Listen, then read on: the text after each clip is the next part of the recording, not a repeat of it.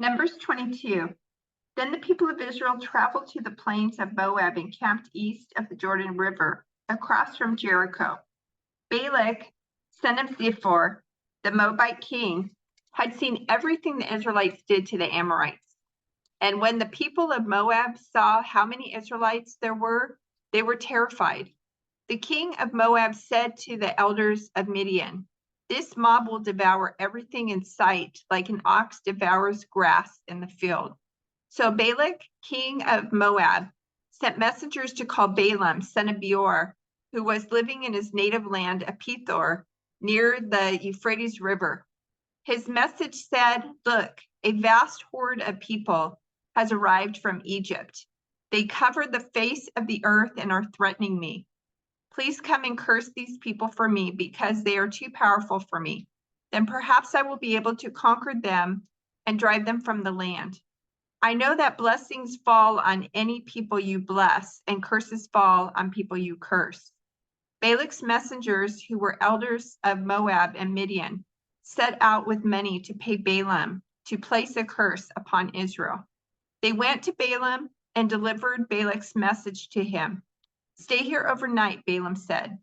"In the morning I will tell you whatever the Lord directs me to say." So the officials from Moab stayed there with Balaam. That night, God came to Balaam and asked him, "Who are these men visiting you?"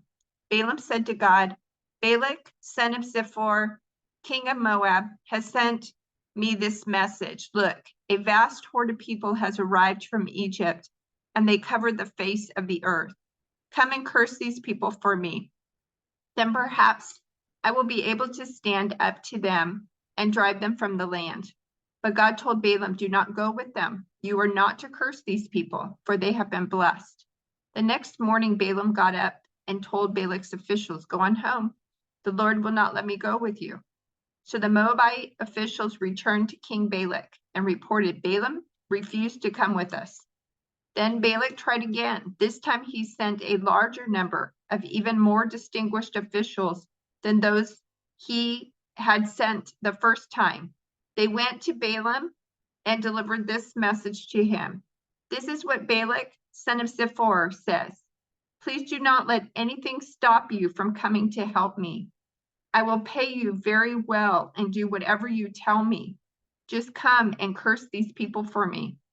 But Balaam responded to Balak's messengers, "Even if Balak were to give me his palace filled with silver and gold, I would be powerless to do anything against the will of the Lord my God. But stay here one more night, and I will see if the Lord has anything else to say to me." That night, God came to Balaam and told him, "Since these men have come for you, get up and go with them, but do only what I tell you to do." So the next morning, Balaam got up, saddled his donkey, and started off with the Moabite officials. But God was angry that Balaam was going, so he sent the angel of the Lord to stand in the road to block his way. As Balaam and two servants were riding along, Balaam's donkey saw the angel of the Lord standing in the road with a drawn sword in his hand. The donkey bolted off the road into a field, but Balaam beat it and turned it back onto the road. Then the angel of the Lord stood at a place where the road narrowed between two vineyard walls. When the donkey saw the angel of the Lord, it tried to squeeze by and crush Balaam's foot against the wall. So Balaam beat the donkey again. Then the angel of the Lord moved farther down the road and stood in a place too narrow for the donkey to get by at all. This time, when the donkey saw the angel, it lay down under Balaam.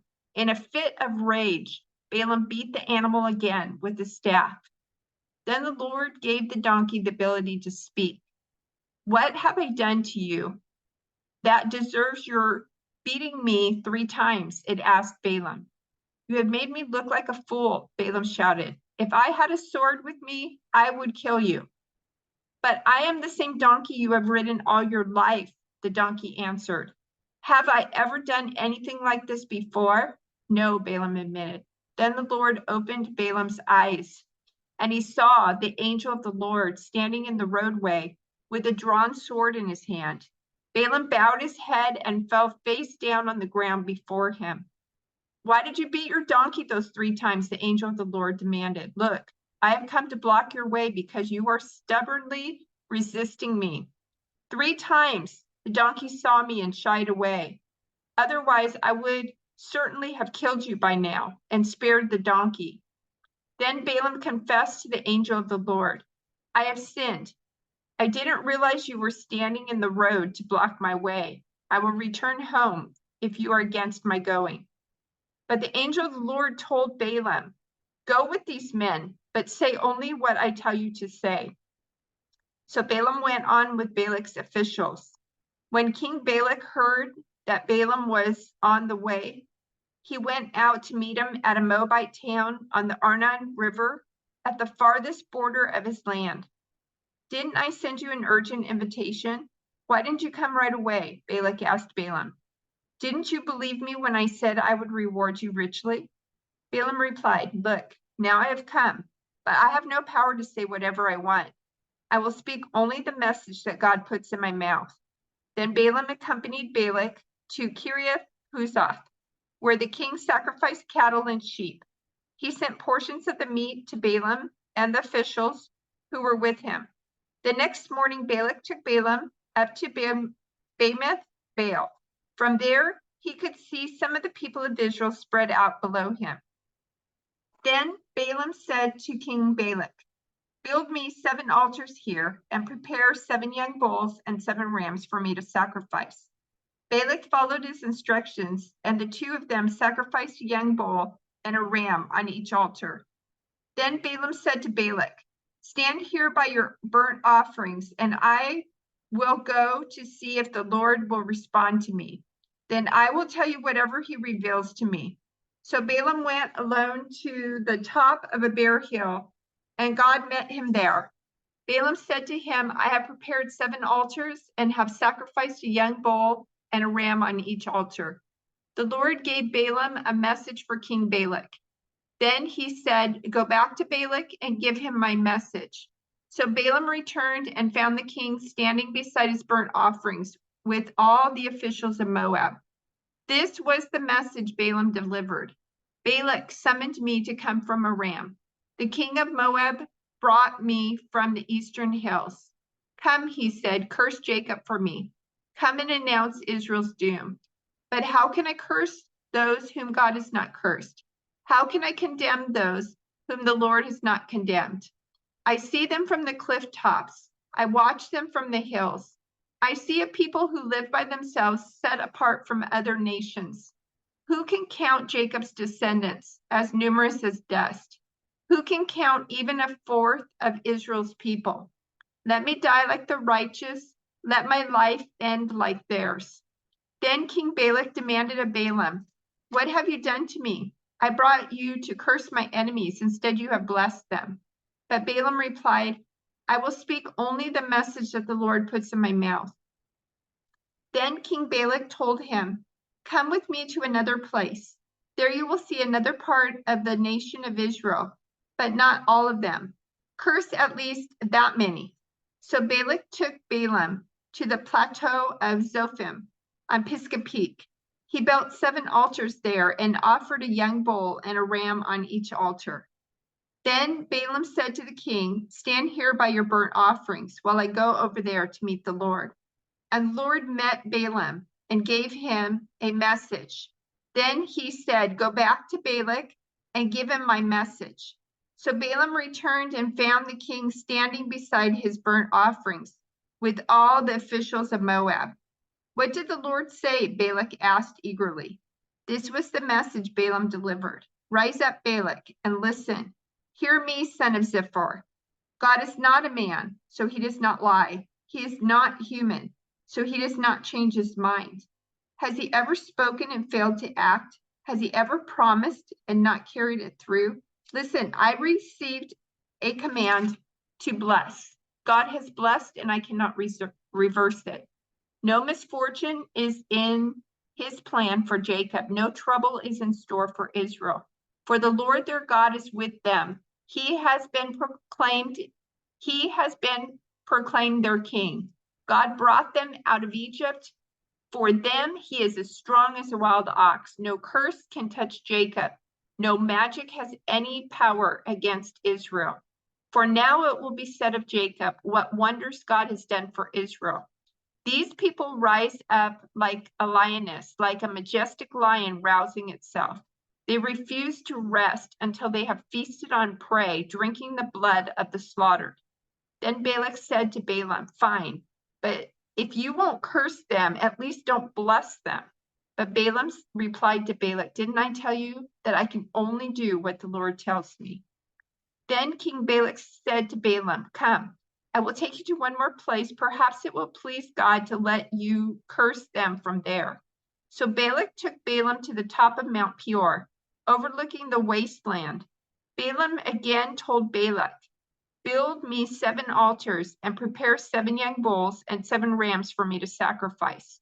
So Balak did as Balaam ordered and offered a young bull and a ram on each altar. By now, Balaam realized that the Lord was determined to bless Israel, so he did not resort to divination as before. Instead, he turned and looked out toward the wilderness where he saw the people of Israel camped, tribe by tribe. Then the Spirit of God came upon him, and this is the message he delivered. This is the message of Balaam, son of Beor, the message of the man whose eyes see clearly, the message of the one who hears the words of God, who sees a vision from the Almighty, who bows down with eyes wide open. How beautiful are your tents, O Jacob! How lovely are your homes, O Israel! They spread before me like palm groves, like gardens by the riverside. They are like tall trees planted by the Lord, like cedars beside the waters. Water will flow from their buckets. Their offspring have all they need. Their king will be greater than Agag. Their kingdom will be exalted. God brought them out of Egypt. For them, he is as strong as a wild ox. He devours all the nations that oppose him, breaking their bones in pieces, shooting them with arrows.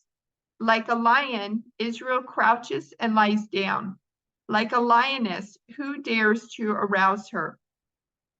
Blessed is everyone who blesses you, O Israel, and curses everyone who curses you. King Balak flew into a rage against Balaam. He angrily clapped his hands and shouted, I called you to curse my enemies. Instead, you have blessed them 3 times. Now get out of here. Go back home. I promised to reward you richly, but the Lord has kept you from your reward. Balaam told Balak, don't you remember what I told your messenger? I said, even if Balak were to give me his palace filled with silver and gold, I would be powerless to do anything against the will of the Lord. I told you that I could say only what the Lord says. Now I am returning to my own people, but first let me tell you what the Israelites will do to your people in the future. This is the message Balaam delivered. This is the message of Balaam, son of Beor, the message of the man whose eyes see clearly, the message of the one who hears the words of God, who has knowledge from the Most High, who sees a vision from the Almighty, who bows down with eyes wide open. I see him, but not here and now. I perceive him, but far in the distant future. A star will rise from Jacob, a scepter will emerge from Israel. It will crush the heads of Moab's people, cracking the skulls of the people of Sheth. Edom will be taken over, and Seir, its enemy, will be conquered, while Israel marches on in triumph. A ruler will rise in Jacob, who will destroy the survivors of Ir. Then Balaam looked over toward the people of Amalek and delivered this message. Amalek was the greatest of nations, but its destiny is destruction. Your home is secure. Your nest is set in the rocks, but the Kenites will be destroyed. when Assyria takes you captive. Balaam concluded his messages by saying, alas, who can survive unless God has willed it? Ships will come from the coasts of Cyprus. They will oppress Assyria and afflict Eber, but they too will be utterly destroyed. Then Balaam left and returned home, and Balak also went on his way.